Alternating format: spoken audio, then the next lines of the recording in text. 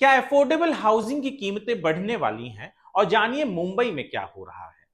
नमस्कार दोस्तों, स्वागत है आपका हमारे चैनल स्क्वायर फीट इंडिया पर। मैं हूं वरुण सिंह और आज हम एक बहुत ही अहम मुद्दे पर बात करने वाले हैं जो हर होम बायर के लिए जरूरी है। पिछले कुछ महीनों में अफोर्डेबल हाउसिंग से जुड़ी हुई कई रिपोर्ट्स आई हैं जो इस बात का इशारा करती हैं कि कीमतें जल्द ही बढ़ सकती हैं। तो अगर आप भी अफोर्डेबल हाउसिंग में निवेश करने के सोच रहे हैं तो ये वीडियो आपके लिए देखना जरूरी है। अफोर्डेबल हाउसिंग की कमी और उससे जो कीमतें जुड़ी हुई हैं उसमें वृद्धि। हाल ही में यदि मैं एक रिपोर्ट की बात करूं जो एनोरॉक की रिपोर्ट है, उसके अनुसार अफोर्डेबल हाउसिंग यानी 40 लाख रुपए से कम के जो घर हैं उसमें पिछले एक साल में 19% की कमी आई है। 2024 के अंत में जहां पूरे देश के टॉप 7 शहरों में लगभग 1,40,000 यूनिट्स अनसोल्ड पड़ी हुई थी, वही 2025 के पहले क्वार्टर में यह संख्या घटकर 1,13,000 हो गई है। इसका सीधा मतलब है कि अब मार्केट में कम अफोर्डेबल घर उपलब्ध हैं। अब सवाल यह उठता है कि इससे कीमतों पर क्या असर पड़ेगा और मुंबई में क्या हो रहा है। मुंबई जो अफोर्डेबल हाउसिंग के लिए ऐसे देखा जाए तो वहां पर बहुत कम है, पर आकर्षक माना जाता है हाउसिंग के लिए। यहां भी अफोर्डेबल हाउसिंग को लेकर यही ट्रेंड देखने के लिए मिल रहा है।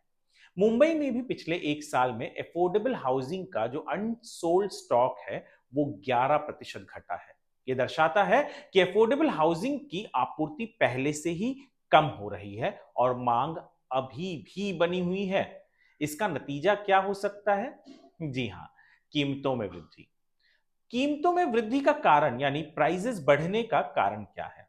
कम आपूर्ति यानी अवेलेबिलिटी जो है वो कम होगी। अफोर्डेबल हाउसिंग में अब बहुत कम विकल्प बचे हैं जबकि मांग बनी हुई है। जब घर कम होते हैं और लोग खरीदने के लिए तैयार रहते हैं तो कीमतें अपने आप बढ़ने लगती हैं। दूसरा जो सबसे बड़ा कारण है वो है कि नए प्रोजेक्ट्स की कमी। पिछले कुछ सालों में अफोर्डेबल हाउसिंग के नए प्रोजेक्ट्स बहुत कम शुरू हुए हैं।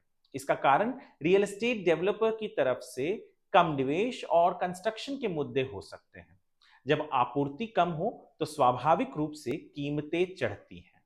अगर मैं मुंबई की बात करें तो ये शहर हमेशा से एक आकर्षक जगह रहा है जहां लोग घर खरीदने के लिए आते हैं।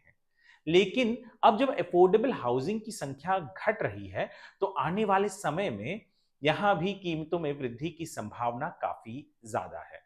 अब मुंबई में क्या असर पड़ सकता है? मूल वृद्धि की संभावना यानी जो कीमतें हैं उसमें बढ़ोतरी की संभावना। अगर आप मुंबई में अफोर्डेबल हाउसिंग खरीदने का सोच रहे हैं तो आपको जल्द से जल्द निर्णय लेना चाहिए। यहां कम आपूर्ति का मतलब है कि अगले कुछ महीनों में कीमतें और बढ़ सकती हैं। निवेश का ये सही समय है या नहीं, ये तो हम नहीं कहेंगे, पर यदि आप रहने के लिए घर खरीद रहे हैं, क्योंकि अफोर्डेबल हाउसिंग जो है वो वही व्यक्ति लेता है जिसे वहां रहना होता है। तो यदि आप रहने के लिए ले रहे हैं तो शायद आपके लिए ये सही समय है। अगर मैं अन्य शहरों की बात करूं तो मुंबई के अलावा देश के अन्य बड़े शहरों में जैसे एनसीआर, बेंगलुरु और चेन्नई में भी अफोर्डेबल हाउसिंग का स्टॉक घटा है। लेकिन मुंबई की स्थिति कुछ अलग है क्योंकि यहाँ की डिमांड और रेट्स हमेशा ऊंचे रहते हैं।